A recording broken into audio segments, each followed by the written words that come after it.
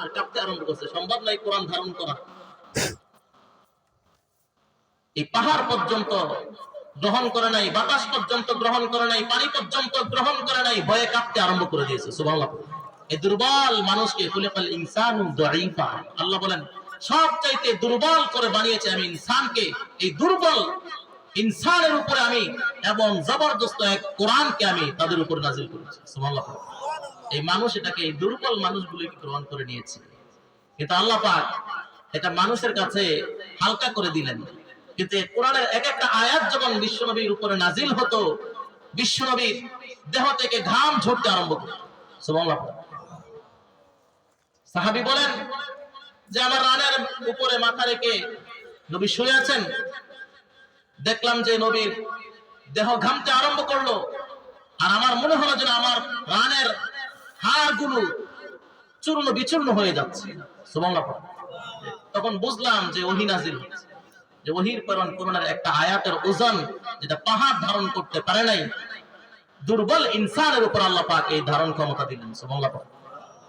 এজন্য শুকরিয়া আদায় করার দরকার আছে না নাই?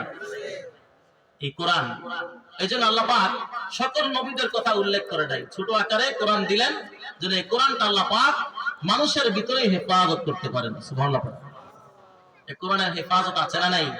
আমাদের ঘরে ঘরে কোরআন আছে না নাই? কিন্তু তিলাওয়াত নাই, ঠিক না? তেলাওয়াত করা দরকার আছে না নাই? আগে দেখতাম সে ঘরে ঘরে সকালবেলা কোরআনের শব্দ গুনগুন করে বের হয়ে আসতো, কিন্তু এখন বছর কেটে যায় কোন ঘর থেকে কোরআনের তেলাওয়াতের শব্দ বের হয় না, ঠিক না? কিন্তু হাশরের ময়দানে আল কোরআন হুজ্জাতুল লাকা আও আলাইক, আল্লাহ বলেন হাশরের ময়দানে নবীরা শাফায়াত করবে, আলেমরা শাফায়াত করবে, হাফেজরা শাফায়াত করবে, এগুলা হলো মানুষ, কিন্তু আরেকটা জিনিস শাফায়াত করব, সেটা হলো আল কোরআন। আল কোরআন হুজ্জাতুল লাকা আও আলাইক, মানুষের মতো এই কোরআন হাশরের ময়দানে শাফায়াত করবে। এই কোরআনটাকে আমরা ঘরে ফেলে দিচ্ছি, যে নাকি আমাকে শাফায়াত করবে, সাহায্য করবে, সহযোগিতা করবে, এই কোরআনকে আমরা ঘরের কোনায় ফেলে দিয়েছি। তেলাওয়াত নাই। এই কোরআনের সাথে সম্পর্ক রাখবো তো ইনশাআল্লাহ।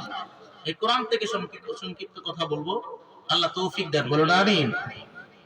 আল্লাহ বলেন আমি আপনার কাছে কিছু নবীদের কথা উল্লেখ করেছি আর অন্যান্য নবীদের কথা উল্লেখ করি নাই। রব্বুল আলামিন কোরআনের মধ্যে শুধুমাত্র 25 জন নবীর কথা উল্লেখ করেছেন। এই 25 জন নবীর মাঝে 6 জন নবীর নামে আল্লাহ কোরআনে সূরা নাযিল করেছেন। সুবহানাল্লাহ।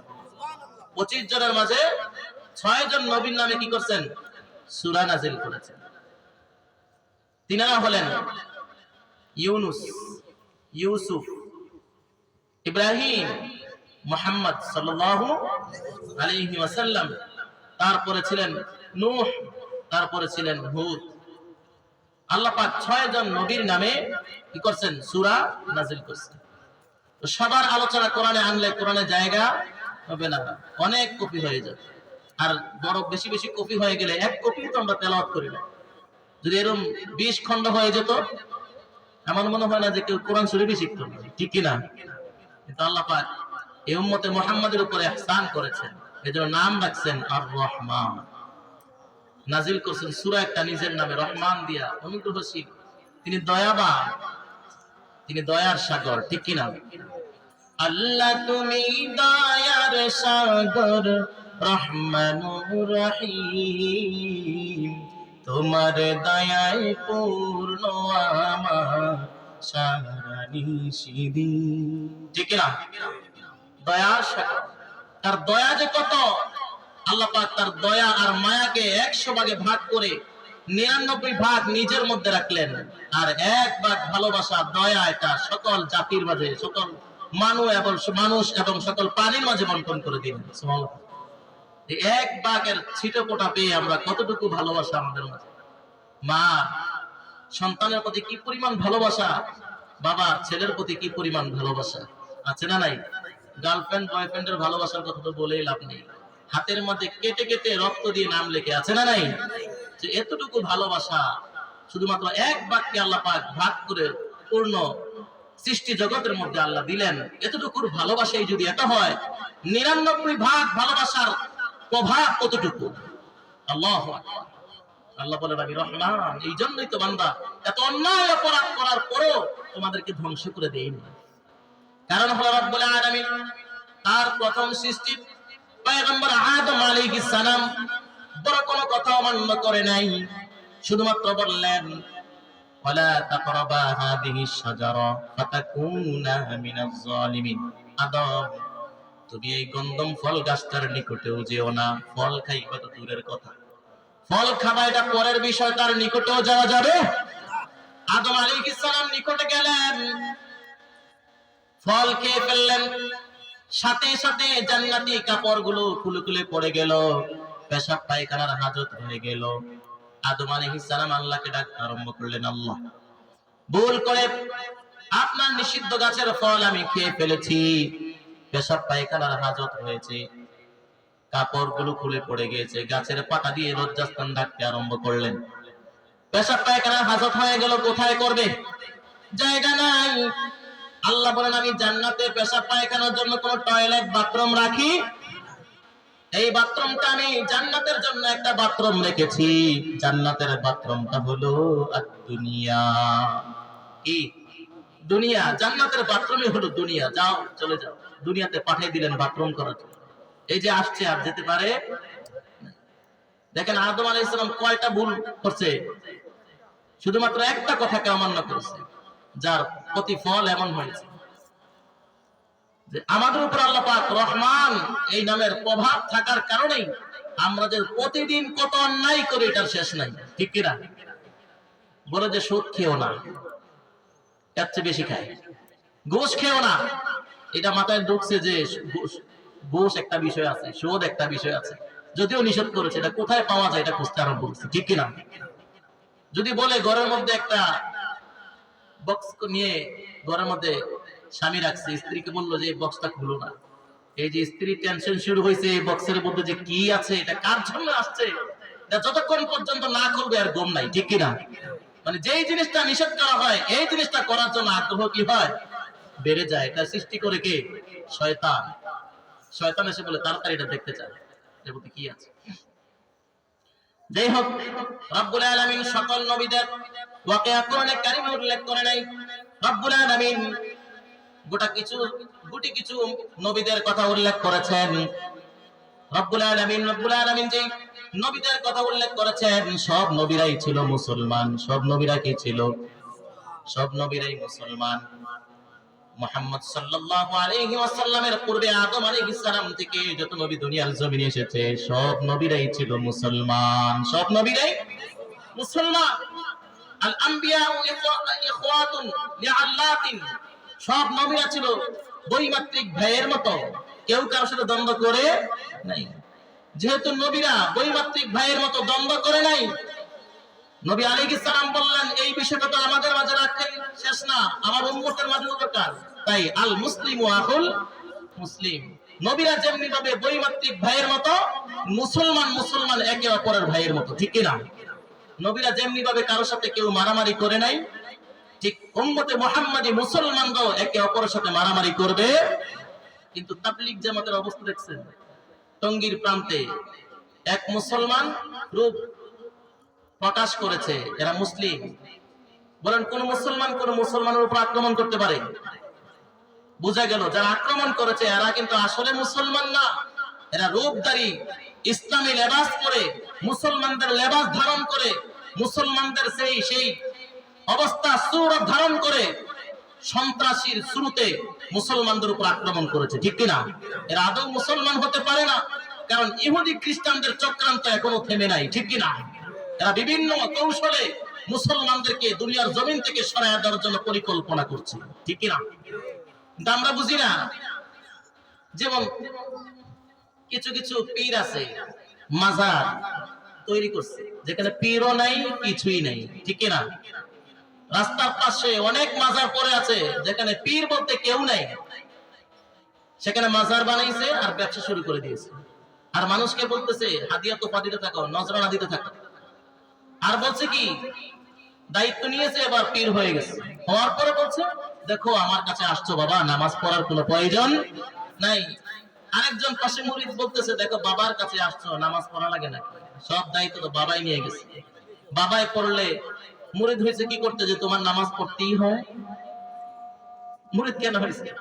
তোমার যদি নামাজ পড়তেই হয় তাহলে তুমি কেন মুরিদ হইছো? তোমার এই নামাজের দায়িত্ব এই পীর নিয়েছে, নাউজুবিল্লাহ।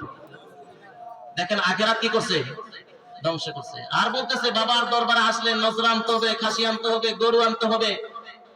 এবার কি করছে, দুনিয়া নিতে আরম্ভ করছে। আপনার দুনিয়াও নিল, আখেরাতও কি করলো, এরা কি মুসলমান? আপনাকে ফকির দুনিয়া বানাইলো, আখেরাতও ফকির বানাইছে। এরা মুসলমানকে সেই সুরতেই ধ্বংস করার জন্য মুসলিম লেবাসদারী কিছু সন্ত্রাসী জানোয়ার আছে যেগুলো মুসলমানদেরকে ধ্বংস করার পরিকল্পনা চালাচ্ছে, ঠিক কিনা? এরা ইহুদিদের দালাল, যারা ফিলিস্তিনের মধ্যে আক্রমণ করেছে, ঠিক তেমনি ভাবে ইসরায়েলের মতো তারা পূর্ণ পৃথিবীতে ছড়িয়ে পড়ে মুসলমানদেরকে জায়গায় জায়গায় আক্রমণ করার জন্য তারা উঠে পড়ে লেগেছে, ঠিক কিনা? এজন্য এদের সাথে আমাদের কোনো সম্পর্ক নেই। এই জন্য নবীরা ছিল মুসলমান। আল আম্বিয়া ইখওয়াতুন লিআল্লাতিন, তারা বৈমাত্রিক ভাইয়ের মতো। উম্মাহাতুহুম শাত্তা ওয়া দীনুহুম ওয়াহিদ, তাদের ধর্ম, তাদের বিধিবিধান, তাদের শরিয়া ছিল ভিন্ন, কিন্তু দিন ছিল একটা। সেই দিনের নাম কি? ইসলাম। ওই দিনের নাম কি? দিন ওয়াহিদ, দিন হলো একটা, সেই দিনটার নাম হলো ইসলাম। এই নবীগুলোর মাঝে একজন নবী আছে, ইব্রাহিম আলাইহিস সালাম, আছে না নাই? তিনিও মুসলমান ছিলেন। মা কানা ইব্রাহিম ইয়াহুদিয়্যা ওয়ালা নাসরানিয়্যা ওয়ালাকিন কানা হানিফাম মুসলিমা ওয়া মা কানা মিনাল মুশরিকিন। আল্লাহ বলেন, আমার ইব্রাহিম ইহুদিও নয়, নাসারাও নয়, তিনি মূর্তি পূজকও নয়, তিনি শিরিককারীও নয়, মুশরিকও নয়, তিনি হলেন একজন একনিষ্ঠ মুসলমান। সুবহানাল্লাহ। আল্লাহ বলেন আসলিম, ইব্রাহিম বললেন আসলামতু লিরাব্বিল আলামিন। আল্লাহ বলেন ইব্রাহিম মুসলমান হও, ইব্রাহিম বললেন আমি মুসলমান হয়ে গেছি। সুবহানাল্লাহ। নবীদের মাঝে, আল্লাহর নবীদের মাঝে আরেকজন নবী হলেন ইউসুফ আলাইহিস সালাম। চিনেন তো সবাই? ইয়াকুব আলাইহিস সালামের সন্তান ইউসুফ নবী, তার নামে একটা মুস্তাকিল সূরা নাযিল হয়েছে। তার পূর্ণ ওয়াকিয়া এই সূরার মধ্যে বিস্তারিতভাবে আল্লাহ বর্ণনা করে দিয়েছেন। সুবহানাল্লাহ। ইউসুফ আলাইহিস সালাম তিনি তার দোয়ায় বলতেন তাওয়াফানি মুসলিমা ওয়া আলহিকনি বিসসালিহিন।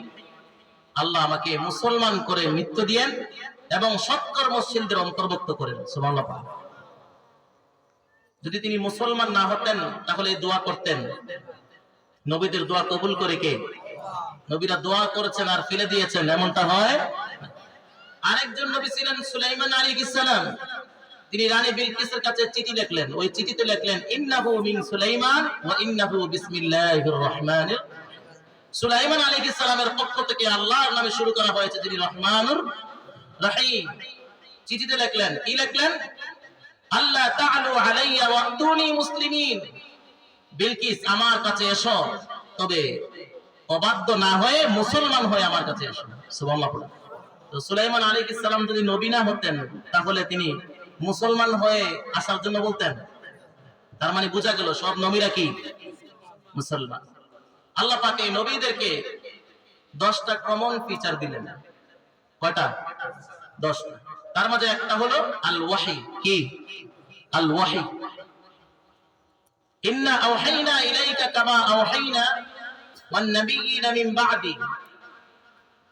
নবীকে বললেন, নবী আপনার কাছে যে ওহী এসেছে, আপনার পূর্বে যত নবীগত হয়েছে সব নবীদের উপরে ওই ওহীই কি করছে? এসেছে। ওহী ছাড়া নবীদের কাছে কোনো কিছু আসে নাই। নবীরা মন গড়া কোনো কিছু বলতো না। মা ইয়ানতিকু আনিল হাওয়া ইন হুয়া ইল্লা ওয়াহয়ু ইউহা আল্লামাহু শাদীদুল কুওয়া। নবীরা মন গড়া কোনো কিছু বলতেন আল্লাহর পক্ষ থেকে ওহীর মাধ্যমে, জিবরাইলের মাধ্যমে যে বার্তাগুলো, মেসেজগুলো আসতো ওটাই নবীরাই বলতেন। সুবহানাল্লাহ। নবীরা মন গড়া কোনো কিছু বলে, তাহলে নবীদেরকে আল্লাহ পাক যেই বার্তাগুলো দিলেন এটা এই ওহীর মাধ্যমে আসছে। কিসের মাধ্যমে? ওহীর মাধ্যমে। তারপরে আল্লাহ পাক ভাষা দিলেন। কি দিলেন? ভাষা দিলেন। আল্লাহ পাক যেই নবীরে যে এলাকায় পাঠাইছেন ওই এলাকার যেই ভাষা আছে ওই ভাষায় ওহী প্রেরণ করতেন। জিবরাইলকে ওই ভাষা শেখানো হতো এবং জিবরাইল ওই ভাষায় নবীর কাছে মেসেজ ড্রপ করতেন। সুবহানাল্লাহ। পড়া ওমা আরসালনা মির রাসূলিন ইল্লা বিলিসানি কওমিহি লিয়ুবাইয়িনা লাহুম। এজন্যই আল্লাহ পাক সব ভাষায় প্রেরণ করলেন যেন এই জাতিকে সুস্পষ্টভাবে আল্লাহ পাকের মেসেজগুলো ব্যক্ত করে দিতে পারেন। সুবহানাল্লাহ। পড়া বাংলাদেশে একজন নবী পাঠাইছে, বাংলা ভাষায় যদি না পারে চাইনিজ ভাষায় পাঠাইতো, তাহলে আমরা গ্রহণ করতাম? বুঝতামই না। সে যতই বলতো আমরা বিশ্বাসই করতাম না, ঠিক কিনা? এটা আল্লাহ পাক মানুষের কাছে একটা অনুগ্রহ করলেন এবং কি করলেন, সব ভাষাই আল্লাহ পাক নবীদেরকে প্রেরণ করলেন, নবীদের কাছে ওহী প্রেরণ করলেন। 3 নাম্বার ছিল উত্তম চরিত্র। 3 নাম্বার ফিচার কি? উত্তম চরিত্র দিয়ে আল্লাহ পাক নবীদেরকে জমিনে প্রেরণ করেছেন।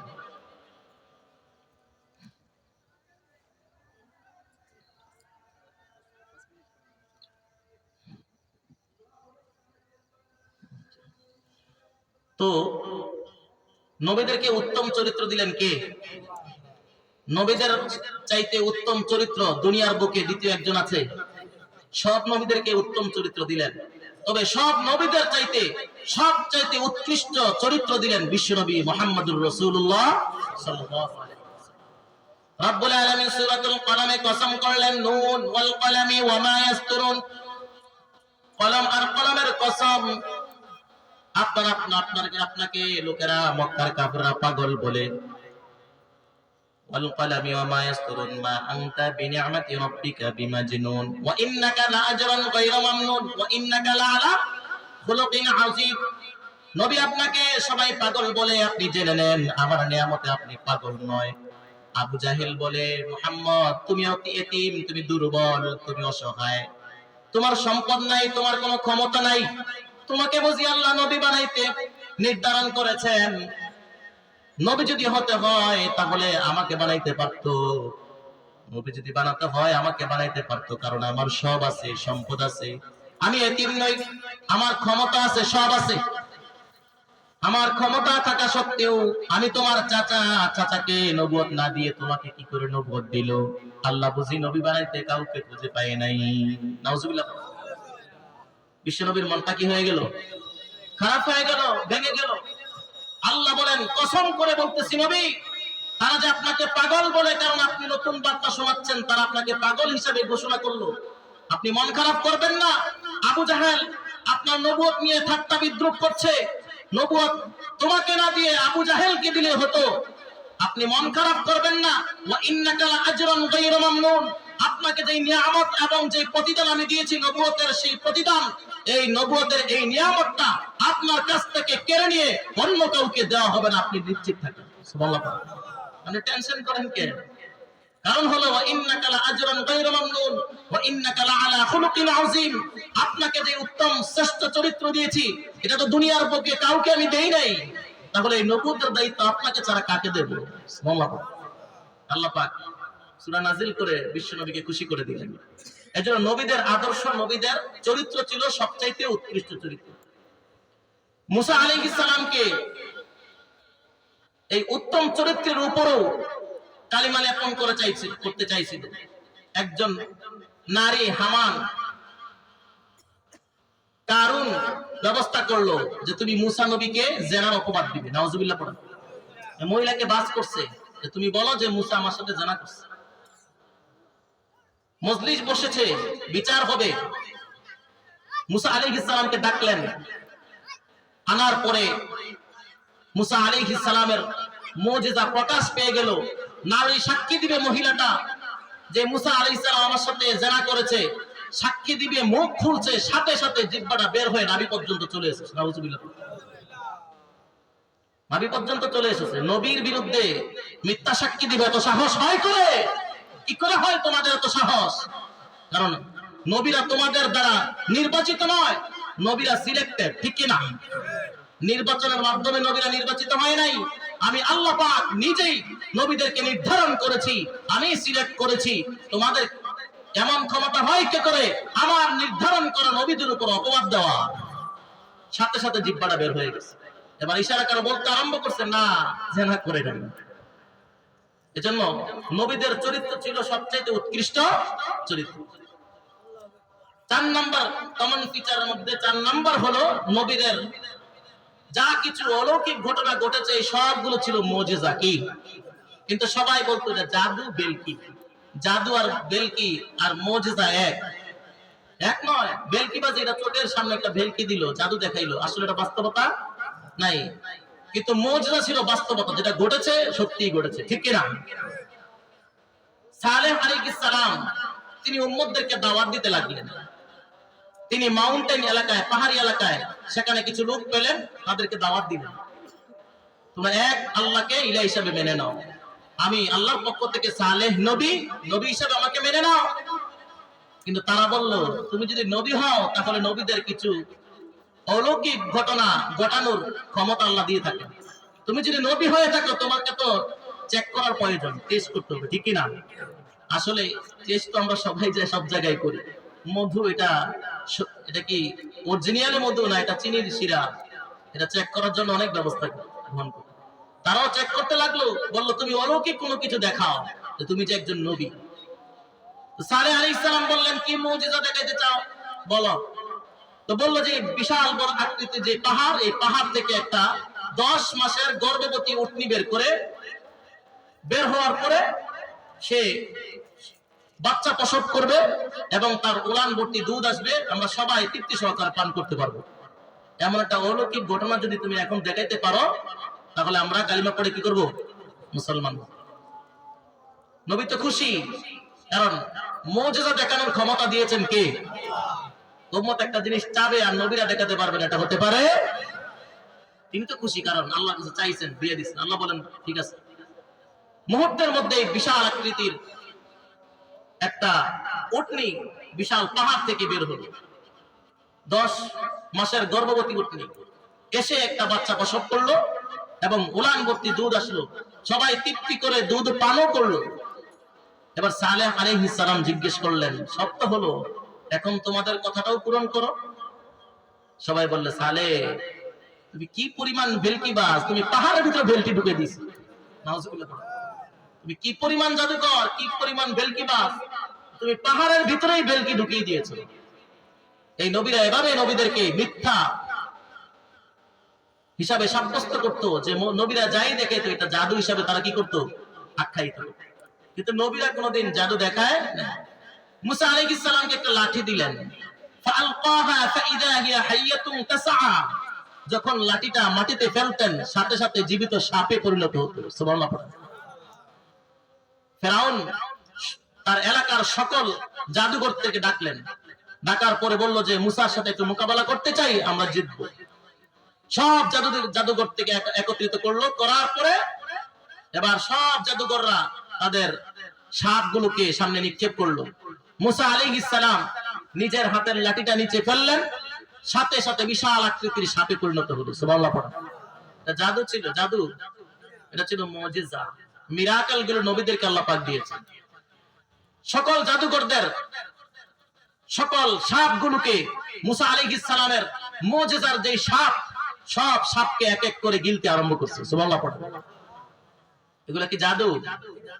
সাথে সাথে জাদুকররা সিজদায় পড়ে কালিমা পড়ে মুসার উপর ঈমান এনে মুসলমান হয়েছে। সুবহানাল্লাহ। কিন্তু ফেরাউন তো খেপে গেছে, যারা যারা মুসলিম হয়েছে, মুসার উপর ঈমান এনেছে, তাদেরকে হত্যা করতে আরম্ভ করেছে। তারা বলবে শহীদ হতে প্রস্তুত, কিন্তু মুসা সত্য নবী। সুবহানাল্লাহ। এজন্য নবীদেরকে মুজিজা মিরাকেল দিয়েছেন কে? নবীদের কোনো আছে? জাদু আছে? কোনো বেলকিও নাই, কোনো জাদু নাই। তারপরে ঈসা আলাইহিস সালামের যে মুজিজা, ঈসা আলাইহিস সালাম কোন অন্ধ ব্যক্তির চোখের উপরে হাত রাখলে সাথে সাথে চোখটা কি হয়ে যেত? তার দৃষ্টিশক্তি ফিরে পেত। কোন কুষ্ঠরোগীর হাত গায়ে যদি হাত বুলিয়ে দিতেন সাথে সাথে সুস্থ হয়ে যেত। আবার কবরের পাশ দিয়ে যদি যেতেন, কোন মৃত ব্যক্তিকে যদি বলতেন কুম্বি ইজনিল্লাহ, আল্লাহর নামে দাঁড়িয়ে যাও, এই মৃত লোকটা কবর থেকে জীবিত হয়ে দাঁড়িয়ে যেত। সুবহানাল্লাহ। নবীদের মুজিজা, এগুলা জাদু? জাদু না, আল্লাহর পক্ষ থেকে মুজিজা দেওয়া হয়েছে। মুহাম্মদ সাল্লাল্লাহু আলাইহি ওয়াসাল্লামকে কি জাদু দিলেন? ইকতারাবাতিস সাআ ওয়া ইনশাক্কাল কামার। আবু জাহেল সহ বড় বড় লিডাররা একত্রিত হয়ে বিশ্বনবীকে চেক করতে লাগলেন, টেস্ট করতেছেন, যাচাই করতেছেন যে আসলে মুহাম্মদ কি আসলে আল্লাহর পক্ষ থেকে নবী নাকি। সবাই বলল, তুমি যদি নবী হয়ে থাকো তাহলে কিছু অলৌকিক ঘটনা আমাদেরকে দেখাও। বিশ্বনবী সিজদায় পড়লেন, আল্লাহর কাছে চাইলেন, 70,000 ফেরেশতা সাথে এসে পড়লেন। বিশ্বনবীকে বললেন, যাও আবু জাহেল এবং তার সাথী সঙ্গীরা কি অলৌকিক ঘটনা দেখতে চায় জিজ্ঞেস করেন। কারণ আপনাকে যদি নির্ধারিত কোন একটা মুজিজা দেওয়া হয়, তারা বলবে যে আপনি এটা আগের থেকেই জানতেন। এজন্য আল্লাহ পাক বললেন, যাও জিজ্ঞেস করো কি মুজিজা দেখতে চায়, তাদেরকে জিজ্ঞেস করো। বিশ্বনবী আসলেন, আসার পরে জিজ্ঞেস করলেন, বলো তোমরা কি মুজিজা দেখতে চাও, কি অলৌকিক ঘটনা দেখতে চাও? সবাই বলল, মুহাম্মদ আসমানের দিকে তাকিয়ে দেখো, আসমানের মধ্যে যে চাঁদটা দেখা যায়, তোমার ইবহাম শাহাদাত আঙ্গুলের মাধ্যমে যদি ইশারা দিয়ে এই চাঁদটাকে দ্বিখণ্ডিত করে দিতে পারো, তাহলে বুঝবো তুমি সত্য নবী। সুবহানাল্লাহ। মুহাম্মদ সাল্লাল্লাহু আলাইহি ওয়াসাল্লাম সত্য নবী না মিথ্যা নবী? কিন্তু তারা সন্দেহ করতে আরম্ভ করেছে। বিশ্বনবী সাথে সাথে ইশারা করলেন, ইকতারাবাতিস সাআতু ওয়া শাক্কাল কমার। ইশারা করার সাথে সাথে রব্বুল আলামিন এই চাঁদটাকে দ্বিখণ্ডিত করে দিলেন। আল্লাহু আকবার। সাথে সাথে দ্বিখণ্ডিত করে দিলেন। এবার বলেন, কাফেররা এই দৃশ্য দেখছে কি দেখে নাই? দেখার পরে বিশ্বনবী বললেন, আমি তোমাদের কথা অনুপাতে অলৌকিক জিনিস দেখাইলাম, মুজিজা প্রকাশ করলাম, তোমরা এবার তোমাদের কথা রাখো। আমি আমার কথা রেখেছি, এবার তোমাদের কথা রাখো। কিন্তু তারা বলল, আবু জাহেল বলতে আরম্ভ করলো, বাতিজা তুমি এত বড় ভেলকিবাজ, তুমি দেখি চাঁদের ভিতরে ভেলকি ঢুকাই দিছো। নাউজুবিল্লাহ। নবীদেরকে কি করতে আরম্ভ করলো? অস্বীকার করতে আরম্ভ করলো। বিশ্বনবীর মুজিজার কোনো শেষ নাই। সুরাকা যখন বিশ্বনবী হিজরত করলেন, বিশাল বড় ঘটনা, সেখানে যাচ্ছি না।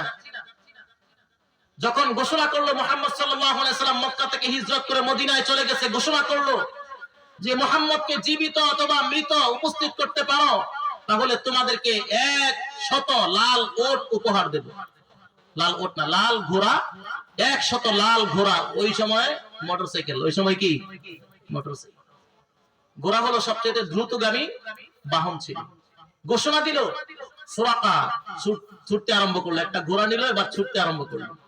আল্লাহ নবী আবু বকরের ঘর থেকে যে ঘোড়ার উপর সওয়ার হয়ে রওনা হয়েছেন, এই পায়ের ছাপ চিহ্ন অনুসরণ করে সামনের দিকে অগ্রসর হতে লাগলো। এক পর্যায়ে আল্লাহর হাবিবকে মরুভূমিতে পেয়ে গেল।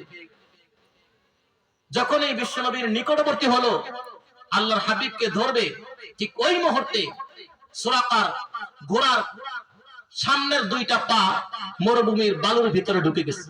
সুবহানাল্লাহ। এটা কি জাদু ছিল না মুজিজা?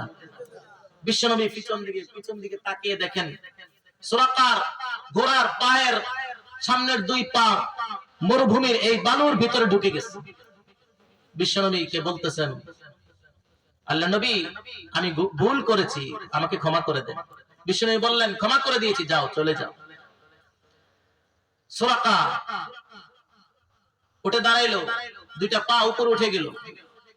সুরাকা চিন্তা করলো, নবী বলে চলে যাচ্ছে, 100 লাল ওট, এটা মিস করা যায়। সাহস করে আবার পিছনে ছুটলো। সুরাকা যখন সাহস করে আবার সামনের দিকে ছুটলো, বিশ্বনবীর নিকটবর্তী হয়ে গেল। নিকটবর্তী হওয়ার পরে বিশ্বনবীকে আঘাত করবে, ঠিক ওই মুহূর্তে সুরাকার ঘোড়ার 2 পা, সামনের 2 পা, পিছনের 2 পা, পুরো দেহটা মাটির সাথে গেটটা আরম্ভ করলো। পিছনের পা গেড়ে গেল, সামনের পাও বালুর ভিতরে গেড়ে গেল। বিশ্বনবী পেছন দিকে তাকিয়ে দেখে সুরাকা আবার পেছনে, তার ঘোড়ার 4 পা মাটির নিচে গেড়ে গেছে। বিশ্বনবী তাকিয়ে বললেন, সুরাকা চাও, তোমাকে ক্ষমা করে দিলাম, আর আসবা না। সুরাকার ঘোড়ার 4 পা উপরে উঠে গেল। বিশ্বনবী সামনের দিকে চলে যাচ্ছেন, কারণ বিশ্বনবীর কোনো ভয় নাই। বিশ্বনবী সামনে যাচ্ছেন, সুরাকা উপরে উঠে চিন্তা করলেন, 100 লাল ওট, কি পরিমাণ শেষরা লোক। চিন্তা করলেন, 2 বার আল্লাহর হাবিবের অনুগ্রহে সে বেঁচে গেল, তারপরও বিশ্বনবীকে ধরার জন্য সামনে অগ্রসর হচ্ছে। বিশ্বনবীর নিকটবর্তী আবার চলে গেল। ওখানে যাওয়ার পরে শুধু 4 পা না, পূর্ণ ঘোড়াটা বালুর নিচে ডুবতে আরম্ভ করতেছে, যাইতেছে। এক পর্যায়ে সুরাকা সহ বালুর ভিতরে ঢুকে যাবে, ঠিক ওই মুহূর্তে বিশ্বনবী তাকায়া দেখছেন তার এই হাল। বিষ্ণু বললেন সুরাকা তোমাকে বারবার বললাম ফিরে যাওয়ার জন্য, সুরাকা তুমি যাও নাই, তোমাকে আমি ক্ষমা করে দিলাম, কিন্তু সুরাকা তুমি আমার কথা শোনো নাই। বিশ্বনবীর এই কথা শোনার পরে সুরাকা কাঁদতে আরম্ভ করলো আর বলল, ও মুহাম্মদ, তোমাকে ধরার জন্য আমি এসেছি, তোমাকে ধরে নিতে যাচ্ছি না। আমি অন্যায় করেছি, ভুল করেছি, তিনবার তোমার পিছু নিয়েছি, তিনবার বিপদের সম্মুখীন হয়েছি, তুমি ক্ষমা করেছ, এখনো আমাকে ক্ষমা করে দাও। সুবহানাল্লাহ। বিশ্বনবী কত দয়ার নবী। বিশ্বনবী বললেন, যাও সুরাকা, এখনো ক্ষমা করে দিলাম। সুবহানাল্লাহ। কিন্তু আমরা হলে ক্ষমা করব, আমার যে মুজিজা আছে, তো 14 গোষ্ঠী সহ গোরা সহ আমি মাটি নিচে ঢুকাই, ঠিক কিনা? যে আমাদের হালত আর বিশ্বনবীর হালতে, বিশ্বনবী এটা করলেন, ক্ষমা করে দিলেন। সুরাকা আবার চাইতেছে, নবী জানি তোমাকে মারতে পারবো না, নিতেও পারবো না, কিন্তু আমাকে তো উপহার ঘোষণা করেছে, তোমাকে আমি নিতেছি না, এই যে নিতেছি না, তোমাকে ছেড়ে দিলাম, এর জন্য আমাকে কিছু দিবা। দেখেন কি পরিমাণ সে লোভ ছাড়তে পারে নাই। বিশ্বনবী বললেন, যাও, তোমাকে আমি পারস্যের সম্রাটের মুকুট দেব। সুবহানাল্লাহ। সে বলতেছে, মুহাম্মদ ঠাট্টা করছো? পারস্যের সেই বাদশার মুকুট আমাকে দিবে, এটা তো ঠাট্টা ছাড়া আর কিছু না, ঠিক না? সেটা ঠিকই বাস্তবায়ন হয়েছে। আল্লাহ নবী দুনিয়ার জমিন থেকে চলে গেলেন। হযরত ওমর রাদিয়াল্লাহু তাআলা আনহুর শাসন আমলে এসে সেই পারস্য জয়ের পরে যখন গনিমতের মালগুলো ওমর রাদিয়াল্লাহু তাআলা আনহুর সামনে এসে উপস্থিত করা হলো, ওমর রাদিয়াল্লাহু তাআলা আনহু তাকে দেখলেন পারস্যের সেই সম্রাটের মাথার মুকুট, হীরা জওহর মণি মুক্তা দ্বারা খচিত সেই মাথার মুকুটটা ওমর রাদিয়াল্লাহু তাআলা আনহুর পায়ের নিচে এনে ফেলছে। সুবহানাল্লাহ। ওমর রাদিয়াল্লাহু তাআলা আনহু সাহাবীদেরকে বললেন, সাহাবী যাও, সুরাকাকে নিয়ে আসো। সুরাকাকে নিয়ে আসা হলো, তার মাথার উপরে এই মুকুটটা পরিয়ে দেওয়া হলো। সুবহানাল্লাহ। ওমর বললেন, সুরাকা, আল্লাহ নবী যেটা ওয়াদা করে এটা কখনো নিমিস হয় না। এটা হলো আল্লাহ নবীর মুজিজা। যাই হোক, আমরা নবীদের মুজিজা সম্পর্কে শুধু আমরা জানতে পারলাম, একটা কমন ফিচার জানলাম। যদি জীবনে কোনোদিন সময় হয় আবার আপনাদেরকে শোনানোর চেষ্টা করব। আল্লাহ আমাদেরকে যা শুনেছি, যা জেনেছি, আমাদেরকে জীবনে আমল করার তৌফিক দান করুন, বলুন আমিন। ওয়া আখিরু দাওয়ানা আলহামদুলিল্লাহি রাব্বিল আলামিন। নামাজের সময় হয়ে গেছে।